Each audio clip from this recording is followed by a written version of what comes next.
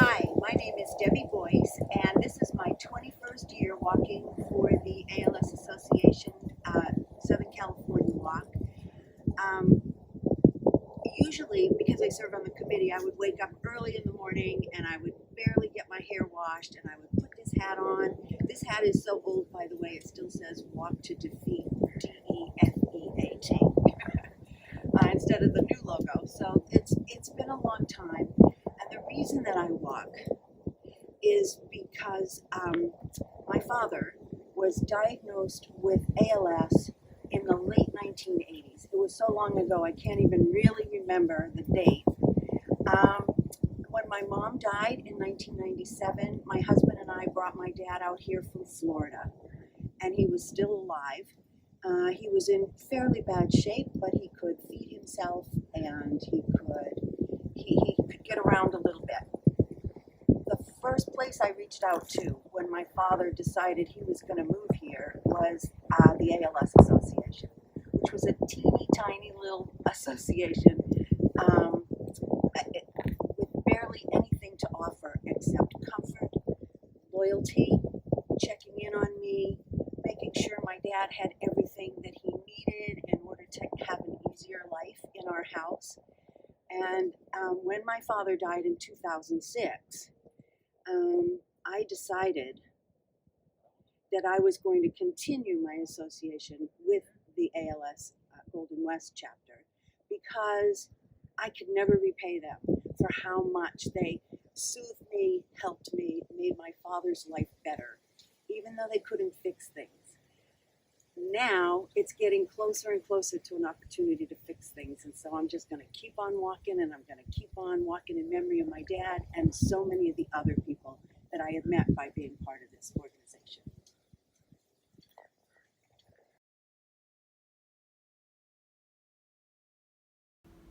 Okay. Hi, my name is Schimbor. This is a photo of my family and me from when I was a kid. This is my father, Mark. My dad died from ALS in 2012. I'm walking because my son, who's due in December, will also be named Mark. My nieces and nephews will never get to know their grandfather. But I know that together we can beat this disease.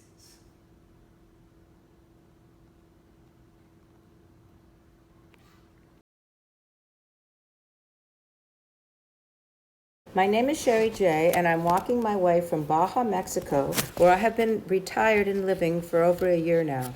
Our team is called Team Tony Joy in honor of my childhood best friend, Tony Joy Brown. She was diagnosed 10 years ago, just after our 40-year reunion in September from Culver City High School. She made her transition just about 5 years later in March of 2015. I walked, I believe, for 3 years with her and have continued to keep her legacy alive by walking for another 5 years, including this year, coming up on November 1st, which will be the first ever virtual ALS walk. This year in November would have been her 68th birthday. She never understood why she should have gotten this disease, this hideous disease as she referred to it. I was her best friend and loyal partner for the 5 years she suffered trying to accept this heartbreaking diagnosis. She had such a wonderful support team, including her brother and sister, and many, many dear friends. I feel so grateful for all of them, for all their support, love, and friendship throughout her 5-year ALS journey. Tony was one of the healthiest human beings I've ever known. She ate only the healthiest organic vegetables and food. She was an exercise fiend. She taught spinning classes at the Spectrum Sports Club, and she was also a manager there.